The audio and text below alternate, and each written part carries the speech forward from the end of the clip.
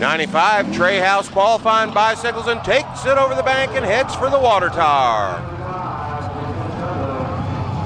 Trey House in the Routebush number 9 runs over a wheel, plants it in the wall, rolls it upside down, dumps a bunch of fuel out.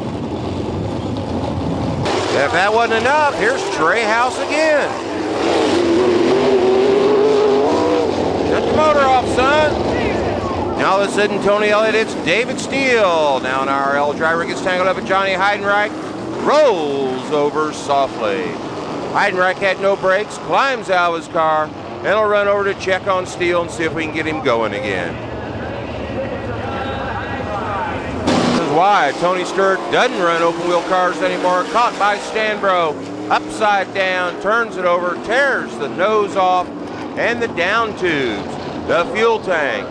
Stewart, he's all right, he throws the wheel out, he starts to climb out, but the car wants to roll over again. That fence. No shit about Kevin Thomas. This fucking thing is warped. He got a blowjob on the right rear. Oh! Gonna land hard. Damn. Look at that down Thomas tube. upside. Check out a couple laps here as they come around the turn, flamming and bamming, coming through underneath Billy's shipment. He's dodging the dirt, but check this out, race fans. Boom! He gets nailed by a cloud of dirt, goes down for the count, goes down on the floor. Who's going to flag the race?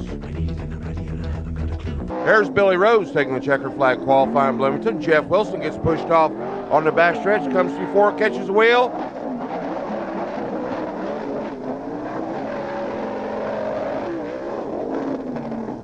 Shut her off for a plug check, mate. Dustin Smith in the blue 77 checks up in turn 4. Casey Kane runs over a wheel, gasses it up. All of a sudden he learns he has no steering, heads off. Where'd he go? He's headed for the water truck. Boom! He wouldn't be hurt, but the water truck could have a flat tire. And sometimes, like Dickie Gaines, the track's a little stickier than you thought. You get on the bicycle and you're upside down. You know, Dio, sometimes when you split the middle, you got to pay the price. Here at Bloomington at the start of the heat race, Dickie Gaines proves that theory. Gonna hang it on the Christmas tree. Damn. Looks like some fucking Popeye's chicken on the rotisserie. And then Pletch gets to barbecue his nuts. Little Springfield action here. He's gonna plug her into the fence. Johnny Heydenreich in the middle of the field loses a tire in the dust cloud. You know, you can see the top of this roll cage that is underneath his pine tree at 21st Country Club. Well, it's been beat up. Pounds the wall, rolls over. Johnny Heydenreich again. Terre Haute. Let's talk about that shit. Veteran of both sprint car midgets, also runs the Silver Crown Series. Johnny Heydenreich down for the checkered flag, 18.024. Look at this, Tony. I mean, Roby, man, that car rolled out. He's still rolling, Tony. Roby. Heydenreich is upside down. Who in the fuck is he talking to? I mean, Tony. I mean, Dope. So Heydenreich upside down on the cool-off lap. Remember, crack, kill. Now about Hot Rod Johnny Heydenreich. Bicycles, bangs the wall, dumps it. Turn 3. 33, Johnny Heydenreich. Dumps it over for the fans at Lincoln Speedway. So let's go to Macon, Illinois. We're coming down for a green flag start here on a semi. 10 laps to go. Jack Hewitt gets stalled on the back straightaway. There was the green flag. The starter's holding the yellow. He don't know what to wave. They're racing around. They're coming off of turn number 2. Everybody slows down. Hewitt's sitting right there. Everybody's missed him, but Jeff Sands. Sands hits him. He comes in and crashes into a 3-wheeler as Shipman looks on. Now, what do you think Jack Hewitt's thinking about all this? Well, I don't think he's too happy because he's up, he's out, he pushes off the fireman. He's got the gloves off, they're on the ground.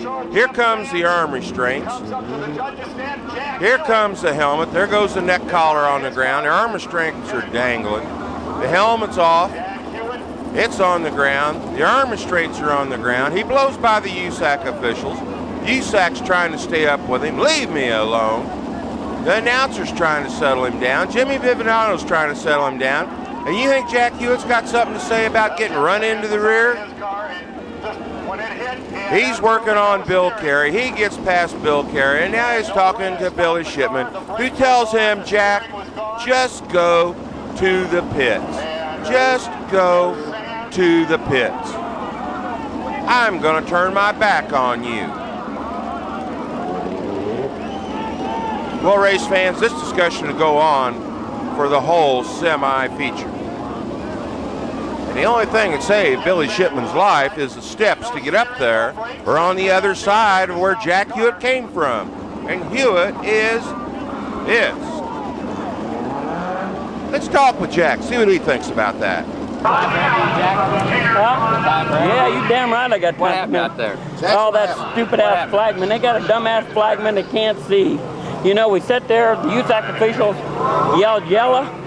I sat there and he shut the green light back off. He turned the green light back on, so I got in the tuck position. Sure enough, we got hit. He's a fat little query son of a bitch. Little son of a bitch. I'll get his deck. And then he wants to use his shirt that says authority. You know, his little bitch probably makes 175 a week, which is fine. But he makes his shirt on, and then he's authority. Got all this power, and he wants to just go back to the pits. Well, he's up. And he can kiss my. And if I get the chance, he's going to. Jackson, you all right, Joe? I'm all right. Car's tore up. Get past tomorrow, man. Yeah,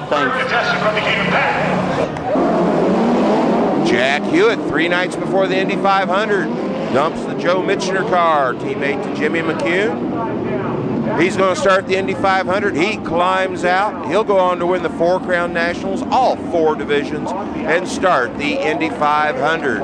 Jim Boyles comes up, asks him if he's all right, and he says, where's the phone? Remember, victory lane, here comes Jason Leffler. Ricky Shelton wins, salutes the crowd. Jason Leffler unbolts, pulls out, takes a look at Shelton. I think they want to go have dinner later tonight. They come up to have the discussion. There's a push, there's a shove, there's a takedown. We're eating mud pies. Amy East is in the middle. Whoa, hang on, don't fall down. Jay Drake tries to fall down too. They're discussing dinner arrangements in here. Have a mud pie, says Jason Leffler. The handing cars of Davidson and Hewitt almost get together. Hewitt rolls over. Brian Hayden joins in. 2 handing cars upside down at Kokomo. Brian Hayden catches Augie O'Banion's wheel down the backstretch into the wall helicopters and falls on his cage. Winchester, Indiana, Billy Peterball Jr. spins out, but it's a scary time back in the pack. Brian Hayden pounds the wall, tears the fuel tank off, dumps all the fuel out on him and on the racetrack. The gloves have stuck to the steering wheel because of the rubber coating. Hayden has no gloves. He comes out, check his uniform, turning brown as he rolls into the water puddle.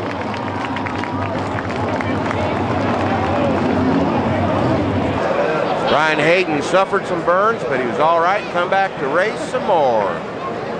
Greg Stevens takes it into turn 3, catches Chris Beaver's wheel, gets her around, does the old tail turn tip over. Greg Stevens in the nastiest crash I've ever seen. He broke some arms, hurt himself, but he's okay, and he'll recover fully, as nasty as it looks. I guess the answer's on the hood. Hot laps, Derek Davidson brings it in, but here comes Ricky Shelton, former Western States Midget NTQ champion in John Davis's car, clears the fence and rolls to a stop over in the trees. Not to be outdone, Al Woodall in Richard Boo's number 21 does the same thing, goes out earlier, but goes all the way through the fence to grandmother's house. We need to roll everything, guys. And the people in the Buick are shocked. Hey, look, there's a race car, man. So you want some more going out of the ballpark? Here goes Jack Runyon Jr. Clears the fence in one easy heave and lands near the wheel fence. Hey, it's Jack Runyon bonus day as he goes out in turn 3.